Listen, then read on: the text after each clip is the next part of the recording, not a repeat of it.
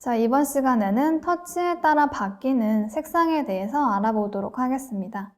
자, 1강의부터 5강의까지 저희 어떤 붓을 사용했죠? 끝이 이렇게 뾰족한 수채화 붓을 이용을 했죠. 그쵸? 이렇게 끝이 뾰족한 붓을 이용을 했습니다. 자, 이 붓을 이용하여서 터치를 어떻게 넣느냐에 따라서 물감 색상이 바뀌게 됩니다. 이때까지는 그냥 네모를 그리거나 동그라미를 그리거나 직선을 그렸죠. 자, 이번에는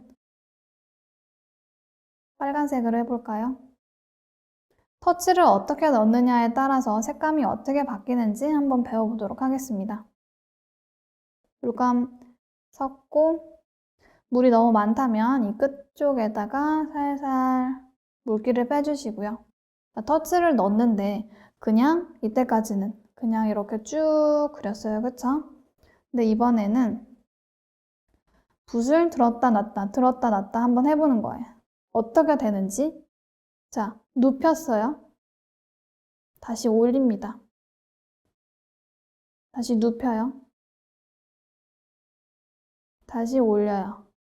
눕혔다 놨다 반복을 해보는 거예요.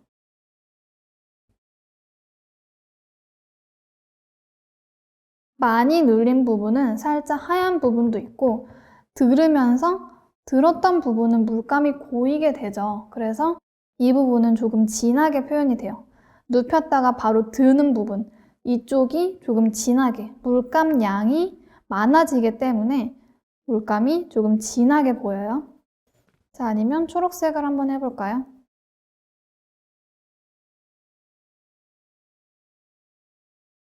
자, 이렇게 해서 초록색을 또 들었다 놨다 해보는 거예요.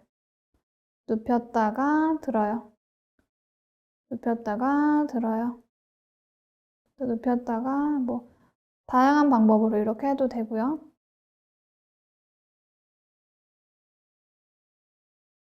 어때요? 물감이 고이는 부분, 물과 물감이 고이는 부분이 색상이 진하게 되죠. 이번에는 파란색으로 한번 해볼까요? 파란색 물감을 이용해서 들었다가 놨다. 어때요? 들면서 물감이 고이게 되죠? 그러면서 그 부분만 진하게 표현이 돼요.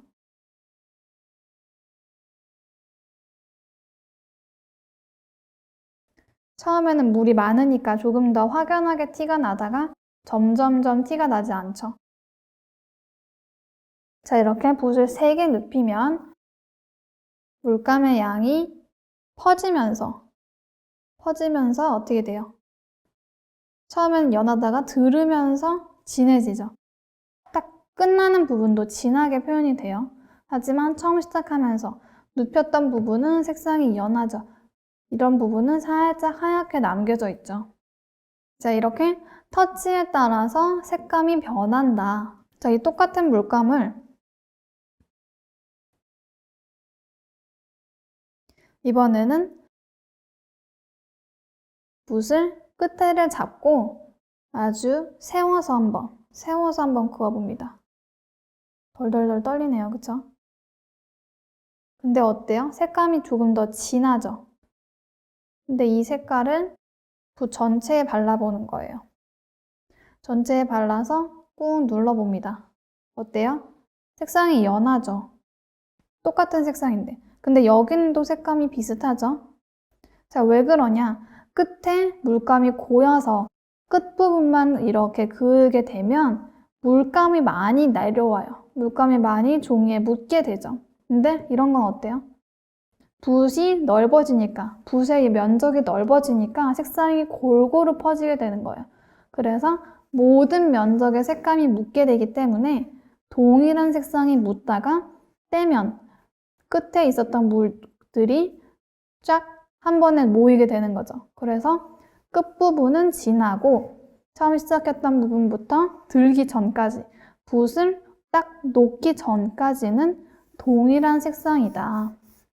자, 그럼 이번에는 수채화 붓이 아니라 사선붓을 이용해서 사선붓의 터치에 따른 변화에 대해서 알아보도록 하겠습니다. 사선붓은 보통 디자인을 준비하는 학생들이 많이 이용을 하죠.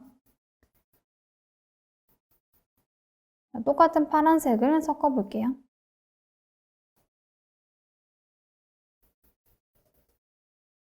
바로 이 밑에다가 해볼까요? 자, 이 사선붓은 면적이 넓죠. 그냥 이렇게 쭉 칠해도 돼요. 쭉 칠합니다. 쭉 칠하면 동일한 면적에 수채화 붓이랑은 또 다르죠. 끝에가 많이 고이지 않아요. 왜? 사선붓으로 표현이 되어 있기 때문에 끝이 동그란 거는 들면서 뾰족해져요. 들면서 뾰족. 근데 이건 어때요? 그냥 쫙 하고 끝이죠. 놓고 들면 그냥 들린 그 끝이에요.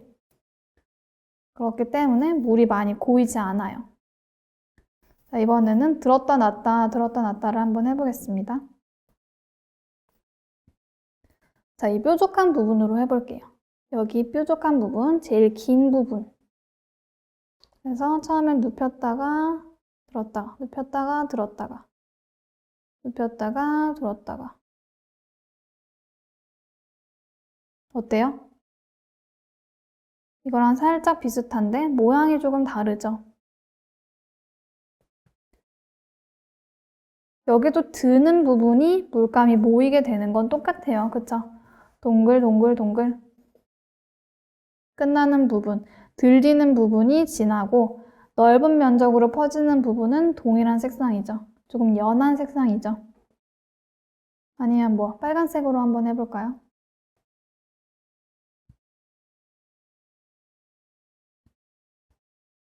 자, 이런 들었다 놨다 하는 기법은 물의 양이 조금 많아야 확연히 색감 차이, 톤의 차이가 느껴지기 때문에 물감 너무 없이 갈필로 하게 되면 차이가 안 느껴져요.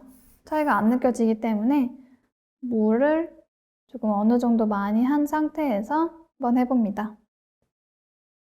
눕혔다가 들었다가 눕혔다가 들었다가 눕혔다가 들었다가 어때요? 들면서 물감 모이죠? 끝에 물감 모였다가 놓으면서 물감 퍼져요. 그 다음에 들면 물감 모이게 되고. 근데 물이 없으면 어떻게 돼요? 끝에 이렇게 되겠죠? 다시 물 해서 밑에다가 다시 해보는 거예요.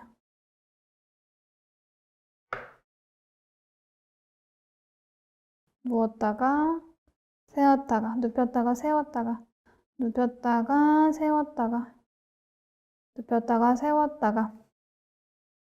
여기는 물의 양이 많아져서 조금 진하게 색상이 됐지만 이 뒤에 어때요? 이렇게 동글동글 약간 괄호처럼 모양이 있죠. 괄호처럼. 자, 이렇게 붓을 눕힌 것과 세운 것, 이런 차이, 색감 차이가 있겠죠. 자, 이런 기법을 또 응용을 할 수 있겠죠. 뭐 물체를 그리는데 밝은 부분이 위에 있고 밑부분이 진하다. 그러면 진한 부분은 물감의 양을 많이 고이게 하는 거예요. 일부러.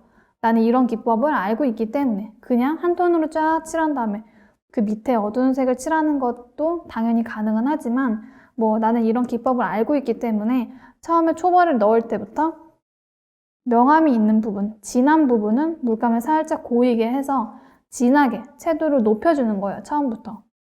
자, 뭐 사선붓으로도 끝부분만을 이용하여서 한번 그려볼까요?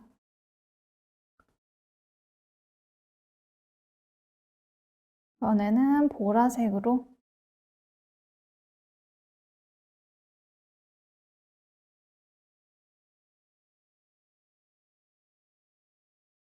끝부분만. 어때요? 물이 많이 고여있기 때문에 처음엔 진하다가 점점 물의 양이 적어지면서 연하게 되죠. 다시 한번 해보면 시작하는 부분은 진해요. 물의 양이 많고 물감량이 많으니까. 근데 어때요? 점점점 갈수록 연해져요. 연해지죠. 점점 연해집니다. 그리고 또 끝부분이 가장 연한 이유는 왜일까요? 붓을 들어 올리기 때문에. 붓을 들어 올리니까 당연히 연해지죠. 마찬가지예요. 붓을 눕혔다가 붓을 들어 올려요.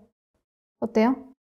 들어 올리는 순간 물감량, 물의 양이 많아지니까 여기가 진하게 되죠. 눕혔다가 들었다가 쫙 올리니까 들면서 물감이 밑으로 쏠리게 되는 거죠. 밑으로 쏠리면서 여기에 물을 머금는 거. 그 다음에 붓을 싹 올리니까 끌어올리면서 닿았던 부분이 올라가죠. 그 부분은 연하게 싹 올라가는 거죠. 그렇기 때문에 연하고 진하고 연하고. 다시 한번 해볼까요? 여기 빨간색 살짝 섞을까요? 물이 있으니까. 자, 어때요? 눕혀요. 눕혔다가 들어 올려요. 여기 물감 나오죠? 물감 나온다가 싹 올리면서 연해지죠. 여기서 물감을 쭉 빼주는 거예요. 누르니까 면적에 딱 붙었다가 빼는 순간 여기 있는 물과 물감이 싹 나오는 거예요. 그러니까 이 가운데만 진하게 된다.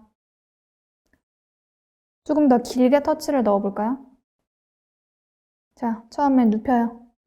눕혔다가 살짝 들었다가 눕혔다가 들었다가 눕혔다가 들었다가 눕혔다가 들었다가 점점 조금씩만 나오죠? 처음에 많이 나오다가 점점 안 나와요. 물이 이제 붓에 물과 물감이 별로 없기 때문에 처음엔 많이 나오다가 점점 줄어들죠. 끝이 뾰족한 붓이랑 사선 붓이랑은 느낌이 또 다르죠.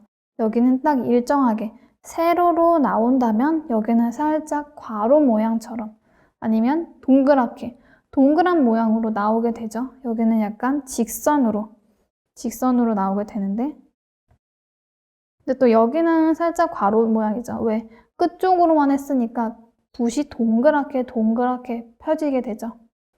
근데 이거는 직선으로 퍼지니까 물감이 나오는 것도 직선으로 뭐 연한 색으로 표현을 해도 되는데 연한 색은 잘 느껴지지는 않아요. 이런 빨간색, 보라색, 파란색 이런 색이 조금 더 색감 차이가 강하게 느껴지기 때문에 이런 노란색은 잘 표현이 안 돼요.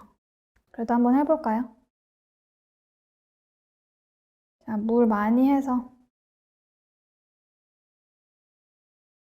이번에는 이 끝쪽 사선으로 한번 해볼게요. 눕혀요. 올려, 눕혀, 올리고, 눕히고, 올리고. 티는 나기는 해요, 그쵸? 당연히 붓에 물감과 물이 있으니까. 점점점 흐려지고 있죠? 갈필 나오고 여기 막 갈필 나오고 있죠? 자, 어때요? 처음에 물이랑 물감 많을 때 색상 아주 진하죠? 채도가 아주 높아요. 그러다가 점점 갈수록 채도 낮아지고, 그쵸? 물감 고이는 것도 점점점 줄어들고, 그쵸? 여기는 아예 뭐 물감 고이는 거 아주 조금밖에 지금 거의 다 말라가고 있어요. 물감 양이 없으니까. 자, 이렇게 끝이 뾰족한 붓, 그리고 사선붓을 이용해서 표현을 해봤다면 이번에는 아주 작은 붓, 세필을 이용해서 한번 표현을 해볼게요. 세필은 어떨까요? 아주 작은 붓이기 때문에 거의 티가 안 날 거예요. 그쵸? 이 빨간색 섞어볼까요? 붓이 아주 작으니까 과연 티가 날 것인가? 도전을 해보는 거죠. 과연 어떨까? 자, 여기다 물감을 충분히 하고 이 가장 밑에다가 해볼까요? 자, 눕혔다가 들었다가 눕혔다가 들었다가 보이시나요? 여기에서도 살짝씩 느껴져요. 점점 티가 거의 나지 않죠? 붓에 물감과 물이 없기 때문에 그래도 색감 차이 느껴지죠? 어때요? 이런 데서도 색감 차이 느껴지죠? 가운데 진한 거 여기가 조금 더 잘 보이네요. 그쵸? 가운데 진한 거 물감이 고여서 진하다. 이렇게 터치에 따라 물감이 많이 고이는 부분은 색상이 진하다. 물감이 없는 부분, 물이랑 물감이 거의 5대5로 섞인 부분은 맑고 투명하다. 연하다, 색감이 연하다, 채도가 낮다.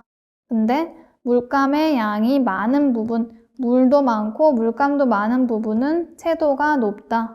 끝부분, 물감 고인 부분은 채도가 높다. 자, 이렇게 해서 저희 이번 강의 붓터치에 따라 색감이 어떻게 바뀌는지에 대해서 배워봤습니다. 붓에 따라도 색감의 차이가 살짝씩 있죠. 붓의 모양에 따라서도 붓터치의 모양이 다르고요. 어떻게 누르느냐에 따라서 같은 붓이라고 해도 어떤 방향으로 누르느냐에 따라서 직선이 나오느냐, 동글동글 이렇게 지렁이 모양처럼 동글동글 이런 모양이 나오느냐, 또 세필과 사선붓 차이가 있다. 또 색감 차이가 있다. 물감의 양이 없는 부분은 동일한 색상이라도 색감이 연하고 물감의 양이 많고 물의 양이 많은 색상, 이 부분은 끝부분보다 진하다. 시작하는 부분은 물의 양, 물감의 양이 많기 때문에 진하다가 점점 물감의 양과 물의 양이 없으니까 연한 색상, 처음에 만들어 온 색상이 나오게 되는 거고요. 처음에는 진한 색상이 나오게 됩니다. 자, 이렇게 해서 다양한 터치에 따라서 색감이 어떻게 변화하는지 한번 표현을 해보시고 경험을 해보시고, 아, 이렇게 터치를 넣으면 이런 색상으로 바뀌는구나. 동일한 색상인데도 터치를 어떻게 넣느냐에 따라서 같은 색상이 아니라 채도 차이가 조금씩 있구나. 이런 거를 한번 공부를 해보시는 거예요. 이렇게 해서 이번 강의를 마치도록 하겠습니다.